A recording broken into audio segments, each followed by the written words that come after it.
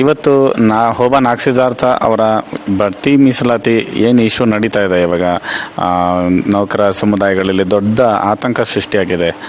Scheduled cost and scheduled tribes ಈ ಕಮ್ಯುನಿಟಿಗಳಲ್ಲಿ. ಅದಕ್ಕೆ ಕಾರಣ ಆಗಿರೋದು ಸುಪ್ರೀಂ ಕೋರ್ಟ್ನ ಒಂದು ಆದೇಶ, ಅಂದರೆ ಬಡ್ತಿ ಮೀಸಲಾತಿಯನ್ನು ತಡೆಯುವಂಥ ಒಂದು ಆದೇಶ ಏನಾಗಿದೆ ಅದಕ್ಕೆ ಸಂಬಂಧಪಟ್ಟಂತೆ.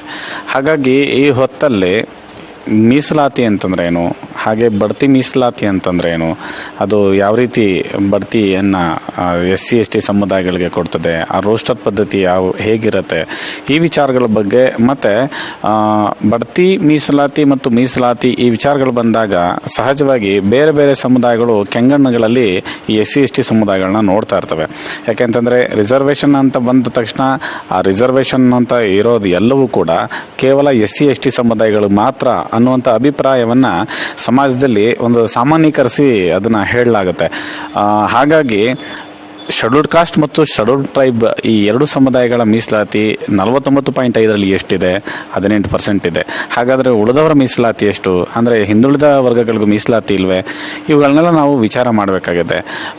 ಯಾವ ಸಮುದಾಯಗಳು ಮೀಸಲಾತಿಯನ್ನು ಫಲಾನುಭವಿಗಳಾಗಿದ್ದಾವೋ ಆ ಸಮುದಾಯಗಳೇ ಈ ಮೀಸಲಾತಿಯನ್ನು ವಿರೋಧಿಸುವಂಥ, ಅದರಲ್ಲೂ ಪರಿಶಿಷ್ಟರ ಮೀಸಲಾತಿಯನ್ನು ವಿರೋಧಿಸುವಂತಹ ಪ್ರವೃತ್ತಿ ಮನೋಧರಣೆಯನ್ನು ಸಮಾಜಕ್ಕೆ ಒಂದು ರೀತಿ ಮನಸ್ಥಿತಿನ ಸ್ಥಾಪಿಸಲಾಗಿದೆ. ಹಾಗಾಗಿ ಈ ಸಂದರ್ಭದಲ್ಲಿ ಏನು ಇತ್ತೀಚೆಗೆ ಈ ಸುಪ್ರೀಂ ಕೋರ್ಟ್ನ ಆದೇಶದಿಂದ ಸುಮಾರು ಸಾವಿರಾರು ನೌಕರರು ತಮ್ಮ ಹುದ್ದೆಯಿಂದ ಹಿಂಬಡ್ತಿ ಆಗಬೇಕಾದ ಸನ್ನಿವೇಶ ಬಂದಿದೆಯಲ್ಲ, ಅಂದರೆ ಡಿಪ್ರಮೋಟ್ ಆಗಬೇಕಾಗಿದೆಯಲ್ಲ ಅಷ್ಟು ನೌಕರರು, ಇದು ಒಂದು ದೊಡ್ಡ ತಲೆನೋವನ್ನು ಈ ನೌಕರ ಸಮುದಾಯದಲ್ಲಿ ಹುಟ್ಟಾಕಿದೆ.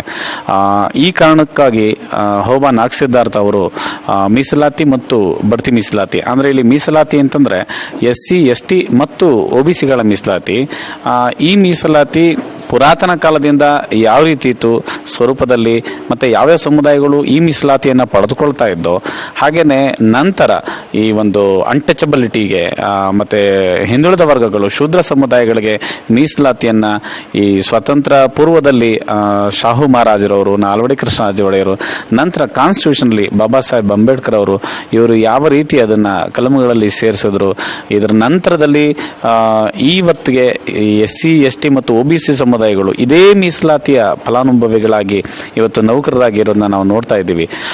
ಅದರಲ್ಲಿ ಇವತ್ತಿಗೆ SC/ST ಸಮುದಾಯಗಳು ಆತಂಕ ಪಡುವಂತಹ ವಿಷಯ ಈಗೇನಿದೆ, ಈ ವಿಷಯಕ್ಕೆ ಸಂಬಂಧಪಟ್ಟಂತೆ ಅಣ್ಣ ಹೋಬಾ ನಾಗಸಿದ್ಧಾರ್ಥ ಅವರು ಈ ಮೀಸಲಾತಿ ಮತ್ತು ಬಡ್ತಿ ಮೀಸಲಾತಿ ಅನ್ನುವಂಥ ಈ ಪುಸ್ತಕವನ್ನು ಬರೆದಿದ್ದಾರೆ.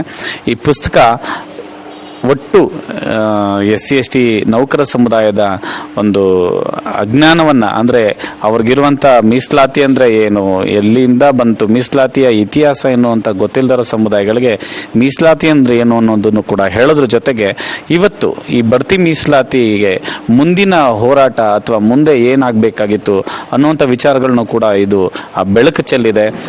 ಈ ಕಾರ್ಯಕ್ರಮದಲ್ಲಿ ದ್ವಾರಕನಾಥ್ ಅಂತ ದೊಡ್ಡ ಚಿಂತಕರು ಈ ಒಂದು ಕಾರ್ಯಕ್ರಮದಲ್ಲಿ ಪಾಲ್ಗೊಂಡು ಅಂದರೆ ಆ ಇಶ್ಯೂಗಳ ಬಗ್ಗೆ ತುಂಬ ಅರ್ಥಪೂರ್ಣವಾಗಿ ಮಾತಾಡಿದ್ದಾರೆ.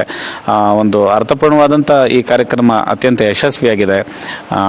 ಧನ್ಯವಾದಗಳು. ಮುಂದೆ ಈ ಒಂದು ಕಾರ್ಯಕ್ರಮ ಬೇರೆ ಬೇರೆ ವಿಭಾಗಗಳಲ್ಲೂ ಕೂಡ ನಡೆಯೋದ್ರ ಮೂಲಕ ಒಟ್ಟಾರೆ ಕರ್ನಾಟಕದಲ್ಲಿ ಇದಕ್ಕೆ ಸಂಬಂಧಪಟ್ಟಂತೆ ಬಡ್ತಿ ಮೀಸಲಾತಿ ಮತ್ತು ಮೀಸಲಾತಿ ಈ ವಿಚಾರಗಳಿಗೆ ಸಂಬಂಧಪಟ್ಟಂತೆ ನೌಕರರ ಸಮುದಾಯವನ್ನು ಎಚ್ಚರಿಸುವ ಕೆಲಸವನ್ನು ಈ ಒಂದು ಸಂರಕ್ಷಣಾ ಸಮಿತಿ, ಅಂದರೆ ಬಡ್ತಿ ಮೀಸಲಾತಿ ಸಂರಕ್ಷಣಾ ಸಮಿತಿ ಮಾಡುತ್ತೆ ಅಂತ ನಾವು ಈ ಸಂದರ್ಭದಲ್ಲಿ ಹೇಳ್ತೀನಿ.